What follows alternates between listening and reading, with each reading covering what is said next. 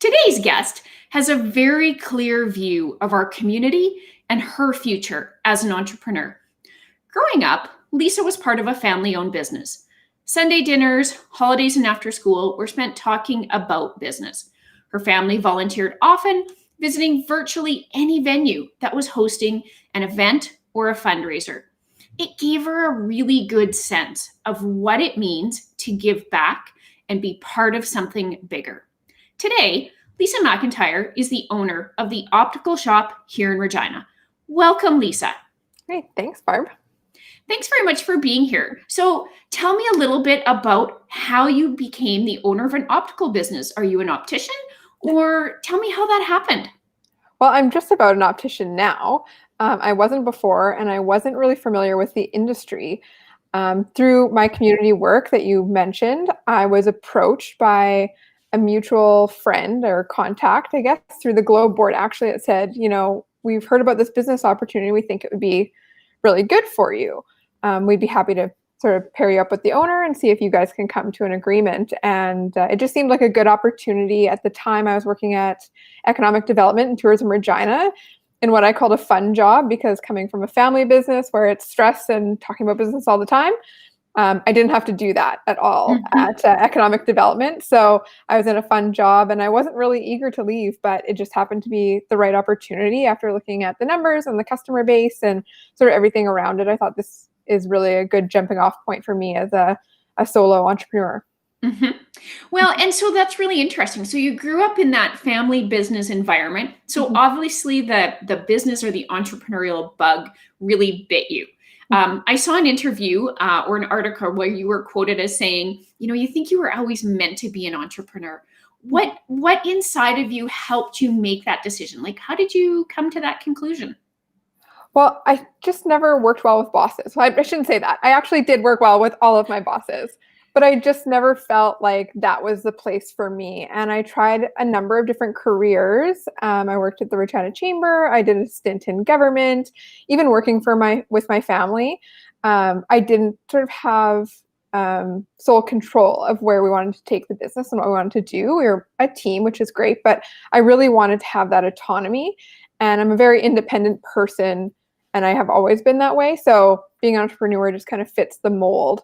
And I like having the vision and being able to use my somewhat small creative side to grow a business, which is taking it more of my analytical side.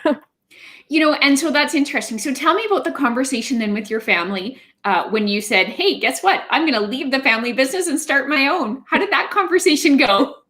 Well, it didn't happen exactly like that. We'd actually sold our family business the year prior, which is why I was at economic development. And I chose not to stay on with the bigger corporation that had taken over. So it was more of a conversation around, we're selling this 84-year-old family business, and you kind of have to deal with that. And there's a lot to process when you think your great-grandfather started this company in the Great Depression, and look where you are now. So obviously we did really well. But then when I approached my family about this new opportunity, going to talk to my parents about it, we looked at the numbers and they just sort of thought, if you don't take the chance when you're in your 30s, like early 30s, when are you going to take the chance? It only gets harder later in life. So if I fall on my face before I have kids, it's probably not as big of a deal when I have to support, a little mouse. Exactly. No, that's a really good perspective. I didn't realize that your family had sold their business. That must have been like emotionally a really tough thing, because as you say, 84 years, that's a long time. Yeah, it was really tough. And of course, we had a number of family members in on it and different perspectives. Some people wanting to retire, so pro sale, some people wanting to take over the business, some people not really sure what they wanted to do. So it was definitely a process, and I approached it more as a grieving process. So like I was, losing a family member. So rather than just trying to like settle with, we sold a business. It's a little bit different. I think now I may approach it differently, but at that time, it really was like a little bit of a grieving process for me. So up until that point in time, had you sort of assumed that you would take a role in the family business at some point? Yeah, we had discussed that many times, that there would be a transition to what would have been the fourth generation of the family. But when you're approached with an offer, you have to take a look at it. And it just was sort of the perfect storm of having 3 partners that wanted to retire and only 2 people to buy it out. And, you get a good offer presented that everyone kind of wins in the long run, and Right. definitely hard to say goodbye, but Exactly. was good for the Well, family. Mhm. yeah, and somewhat fortuitous, since we're kind of in the sweep of COVID right now. Mhm. It may have been much more difficult to keep the business going in this environment. Now, it also may have been a very successful time because cleaning products are Yeah. particularly useful right now. It probably would have been the greatest sales year we'd ever had, to be Yeah. honest. So a little disappointing that you're not in that industry making money Mhm. when you could have been, but I Yeah. mean, I think still in the long run, it's good. So during COVID, when everyone was locked down, they were working 6 days a week to get shipments out. So a Yeah. little bit different. Wow. Mhm. Well, let's go back. Let's talk about the optical shop. So, Sure. how big is your team? So right now, it's myself and 1 full-time staff, and then we have 3 part-time staff. So we've Mhm. scaled back a bit because of COVID. Okay. Normally it would be 3 full-time staff, and then some part-time, and we'd also be at 6 days a week. Right now we're Mhm. operating at 5 days a week with appointments. Okay. And then only 2 staff on the premises at a time, just because we have a small space. Rather Mhm. have a few more customers in than staff taking up the capacity, since we've limited it to 6 people in the store at a time. At a time. Yeah. Mhm. So, by appointments. Mhm. So, I'm looking for new eyewear. I book an appointment with you. I sort of have my 1 hour slot or Mhm. whatever that might be.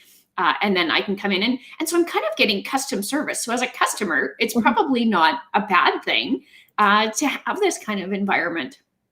Yeah, because we're located in the mall, we have a little bit of a hybrid model. So we are open to walk-ins, but again, Mhm. limited to 6 people per store, and that's usually like Okay. 2 couples. And Mhm. then offering appointments outside of those hours. So being a little bit more flexible as to when our customers need to see us. So normally we're not open on Sundays, but I did go down and meet some customers on Sunday, because that's what accommodated their schedule. But it is really nice because when you have a private appointment, you can try on anything in the store. You can try on whatever you Mhm. want, and then we have time after your appointment to clean everything. We don't have to limit Exactly. anyone to 3 or 5 frames to try on, because how do you know what you're gonna like? Oh, exactly. Yeah. So tell me about that process. So a customer is done, Mhm. and now you have to clean. So is it about surface wiping, or is it the mist cleaning? What does that look like for you? A little bit of both. So we are disinfecting all the frames with spray cleaner, and then the surfaces as well if they've touched any of those with our disinfectant. So we're not using the big misters that you see around. Being that I have a bit of a chemical background, I know what we Yeah. can do. So yeah, so we're just spraying. Luckily, glasses are all hard surfaces. So unlike Mhm. clothing, when you go to try it on, it won't hold on to any germs once it's been wiped down. Yeah. Mhm. And so there's a little bit of you've trained your whole life for what we're going through with COVID right now. You Yeah, have like the total background to be yeah, prepared for this. Hey, mhm, yeah, I never thought of that before when I was getting ready for the show. I'm like, you trained your whole life for yeah, this yeah. 84 Kind of years. a funny coincidence. Exactly. Yeah. So what's your vision for the store? Are you hoping to have multiple stores in the future? Is your goal to, yeah, just tell me about it. What's your vision here? Yeah, I'd love to have multiple stores.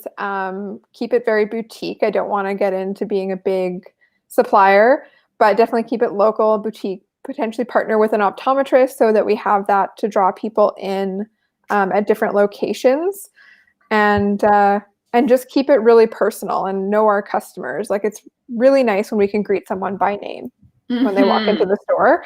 Yes. So really having that connection and keeping our staff around long term so that they build that connection with the customers as well. So that's what we're Mhm. working towards. So Mhm. do you see quite a what's the word I'm looking for? Do you see quite a bit of returning customers? That did not come out eloquently, but I think you know what I mean. Yeah. Yeah, I would say so. We have quite a few client files. We probably have about 4,000 files. Mhm. Not all of them being returning, but hopefully with improved service and different things like that, that we turn more of them into returning customers. Mhm. But yeah, we do have a lot of people who have files sitting since 1983. They've been buying with the store, Yeah. and they just really like the quality of the product and the service that we've provided over those years, that they keep coming Mhm. back. And in that industry, service is so important. To Mhm. walk in and work with someone who will genuinely help you find eyewear that's going to make a fashion statement but suit you, that's huge. As a glasses wearer, and I wear my glasses off and on, so I look to use them when I'm on the computer, but if I'm just watching a movie, I don't need them. But what I have found in the last number of years is when you walk into some of the larger stores, the person you're working with might still be in high school or in university, and that flavor, that look is really different than what you want once you're into your 30s and 40s. So it's like, no, that's not kind of where I'm going. Yeah, Right? I always say, like, with myself being trained as an optician right now, and then we have an optician in the store full time.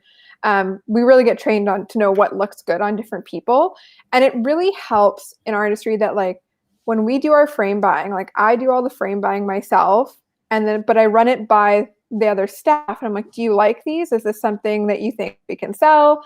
What do you think? Because the more we like the frames, the more you're going to like the frames, right? It's not like we get a shipment in and I have to pick from frames that I've never seen before to try and fit you. And then the other thing I say is that we never want to send someone out unsure of the choice they made, right? We want the repeat customer. So I want you to leave feeling fabulous. And if we don't find something the first time you come in, we'll take the details of what you're looking for and we'll go through our sites to see what we can bring in that might fit your exact needs. And that kind of custom service is something that I think people are really looking for nowadays, because we all want to make a fashion statement, but we want to feel confident in our choices. So how are you letting customers know sort of how your approach has changed? What's different at the store now? How are you communicating with customers? We've actually been working through calling all of our customers. So it takes a long time. I definitely got more calls done in April than any other month because we were fully closed. But yeah, we've been getting through all those. I think we're on track to finish them by the end of December. So just calling people, updating them, collecting email addresses is something our store never had under the previous ownership. So we've been getting those to update people, and then using social media as well, just to keep people apprised of what we're doing and how the store is operating. But for the most part, I think we've probably been one of the more flexible stores for eyewear shopping. And that's really helped us. So when you get frames in, do you share them on social media? And do you find that people come in looking for that frame then? Yeah, we do share them. We probably should share some of them more, but we do share them quite a bit. And we get frames in like every week. So that's something that we advertise. And there's always new stock in the store. And you can come look anytime. That's one of the very interesting nuances of a retail environment.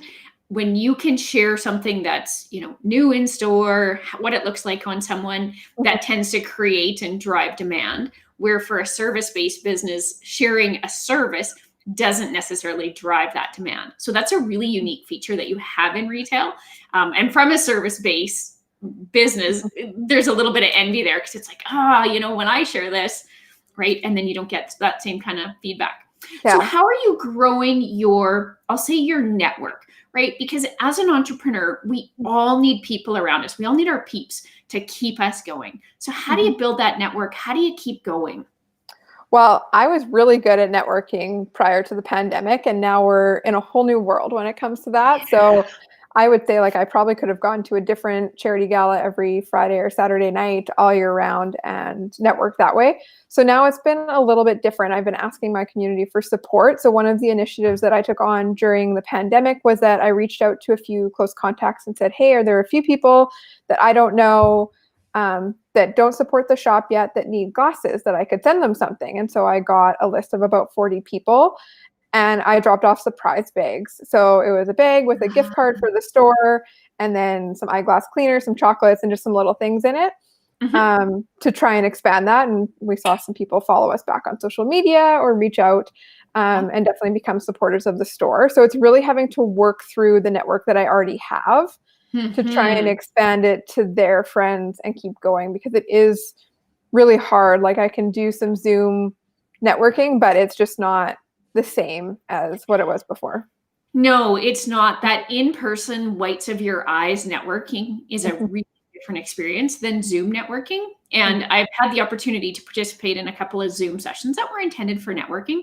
It's just not the same. Like, I would have a hard time thinking back to the people who are on that call Mhm. and pulling a name, right? Like I would have a really hard time. And I think a lot of people are struggling with that.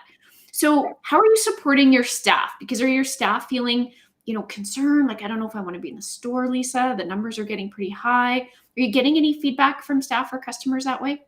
Our staff have been really great. None of them have had any concerns. Even one of our part-time staff is a teacher. So she just sort of said, let's not schedule me for September or maybe early October to see how the school year goes. But even now she's planning to work this Saturday, and she's feeling really confident about being in the store. I think the steps we've taken to keep everyone safe and limiting our distance and our people in the store, they're not really concerned. I think the biggest concern would be the full-time staff being worried about if there's going to be a lockdown again and what that means for them. Yeah. I know we've heard that the wage subsidy will be extended, so that's something that definitely helps everyone in case there were to be another lockdown. Yeah. Mhm. Yeah, exactly. Yeah. So as you think about the next, I don't know, 5, 10, maybe even 20 years owning the store, Mhm. like, do you have a really clear vision of like, here's where I want to go and here's where I believe the niches that we fill? Because every Mhm. business has to find that niche. Yeah. We really want to be the place where you trust to send you out looking good. We want you to be confident. And so that's our vision. And I think our frames really show a mixture of like classic looks with a little bit of edge in there. Nothing too wild, nothing too crazy, but a lot of just like really unique, nice frames. And we just want to be known as that place where, like, if you're a professional or just starting to wear glasses, like there's something for you in there. We're not going to send you out looking wild, or where you think, you're not going to get any compliments on your eyewear. We want Yeah. people to know that you're wearing it. And we've got some really cool frames that help that. Yeah. Well, and I love that. Fun and professional, Mm-hmm. right? Being able to look still professional, but like a little bit of flair, a little bit of fun in there, right? Mm-hmm. I think everybody wants that, especially right now. We're all looking for anything that, has a little bit of fun in it, right? Yeah. And if we're going to keep zooming for the next little while, your glasses are probably going to be one of your main accessories. I know, it's the only one that matters. I was actually thinking exactly that this morning when I was getting ready for our show. All of a sudden, nothing else matters, Yeah. right? The shoes don't matter, the jewelry doesn't matter. And in fact, you don't want jewelry and chains on if you're doing Zoom because they clink and clank. And so Mm-hmm. it's like, okay, I put a scarf on and my glasses. Like, that's it, right? Yeah. Yeah, it has changed things so, so much. Mm-hmm. So, where do you think your industry is going in terms of all the online shopping, Mm-hmm. the competitors that are out there? I find it ridiculously frustrating to try looking at eyewear online, and I'm sure I'm not the only one. But what are you seeing? Well, what I'm seeing is that the big stores are getting bigger. So things like FYI and Factory Optical are now one and the same. They may not appear that way yet, but they are the same corporation. So what's really going to differentiate us is our service, because you can't get that online. You can't get the personal touch. You can't get your glasses fitted. So if you're okay ordering 5 pairs, only having one workout, then that's what online shopping is for. But if you're coming in for quality glasses that are actually going to last you 2 or 4 years, that's where we're going to fit that niche. But it really is the service that's going to differentiate that. Yeah. And you mentioned earlier that you're actually right inside the mall, right? Mm-hmm. Yes, we So, are. okay, yes, I can picture where you guys are now. So, do you find that since the mall traffic has declined here with COVID, has that made a difference for you? Or because of all of the work that you're doing, has it really kept things going? It's really month to month. We have no idea what's going to happen still. So October was really slow, really low, and then November was really good, and December benefits are finishing up, so people should be in. But our main customer is the people in the office towers. So we need them to be back at work to see like our normal customer and traffic flow. A lot of them are back, but it's on a rotational basis, or it's one day a week, or it's ever changing at this point. So that's really where our primary traffic flow comes from, not necessarily from just the mall patrons, I guess. Okay. Yeah. So having known you for a couple of years, I can see how, there's a marketing flavor in there, there's a fashion flavor, and there's a business flavor in there. How do Mhm. you find you balance those pieces? I don't know if I've found a balance yet, but I definitely do the business stuff before I get into the store. And I often end up doing that at home. Hmm. We're working on developing the marketing piece a little bit more with something our store never did. They just relied on referrals under the previous ownership group, which nothing wrong with that. They built a great business No, doing that. exactly. But we want to get out there a little bit more. So we'll be building up our social media, marketing, things like that. And the fashion, when you get to pick out frames, you can see who they're going to suit, and you can see how it's going to fit in the store. And a lot of times with women's frames, I think, like, would I wear that? Hmm. And if I wouldn't, even if it doesn't fit my face shape, but like, would I want to wear that?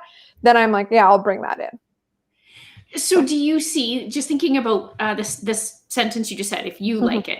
So mhm, are you seeing people, and I suppose especially women, but mhm, people in general, mhm. are you seeing them wear glasses at an earlier and earlier age than, we may have traditionally seen in the past? I think so, especially right now with everyone being on computers, they're feeling a lot of Yeah. eye strain. And usually when you're Mhm. on a computer, you just don't blink as much. So you're not Ah. hydrating your eye, but you're getting that eye strain and developing an astigmatism sooner, or needing that little bit of like a reading power, something like that. So we are seeing more younger people start to come in, younger professionals needing eyewear. So was that a learning curve for you? You just threw the word astigmatism into a sentence and used it eloquently. 5 years you probably wouldn't have done that. So Yeah. was that a steep learning curve for you? Yes and no. Some of it seems to be pretty natural. You can pick it up while working in the store. And then there's some other things in the optician course that just don't seem um, quite as usable every day. So, yeah, definitely Mhm. something I've learned over the last year or two. And are you able to do the optician course online? Yeah, it actually was all online prior to this. So, Oh, able to okay. do it. The only difference is our final exam used to be in person, and now it's online with a lockdown browser and webcam monitoring you.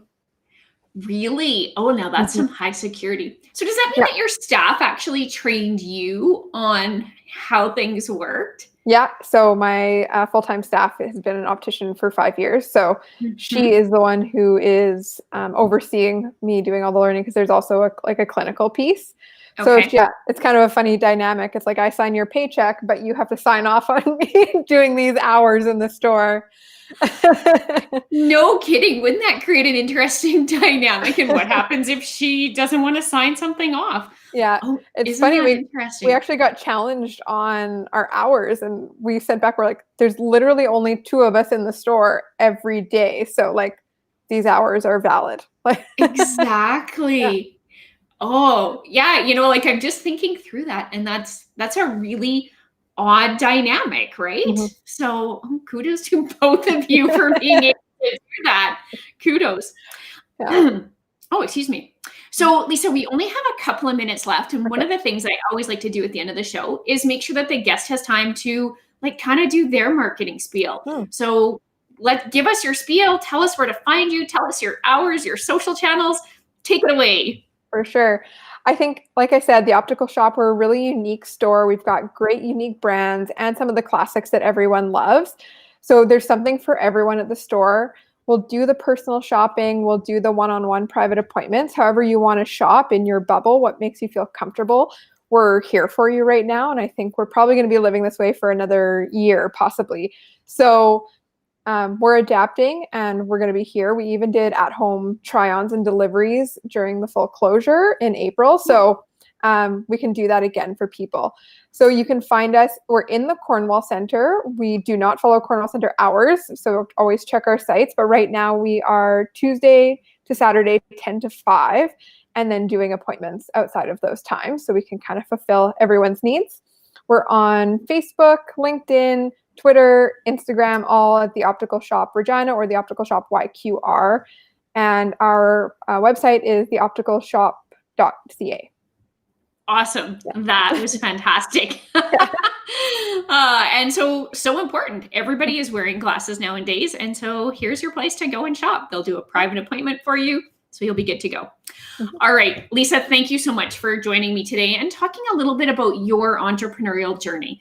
You and I have known each other for a number of years, and so it's kind of cool for me to be able to follow your journey and see where you're heading. Great. Thanks so much, Barb. Absolutely. If you'd like to be a guest on the show, you can email me at barb@googlegirl.ca or reach out on Facebook and Instagram at Above the Fold CA. Just a reminder, you can even submit questions in advance of our live show on our Facebook page. I'm your host, Barb McGrath, local business owner and Google Girl. Remember, you worked hard for your success. Don't keep it a secret. Bye for now.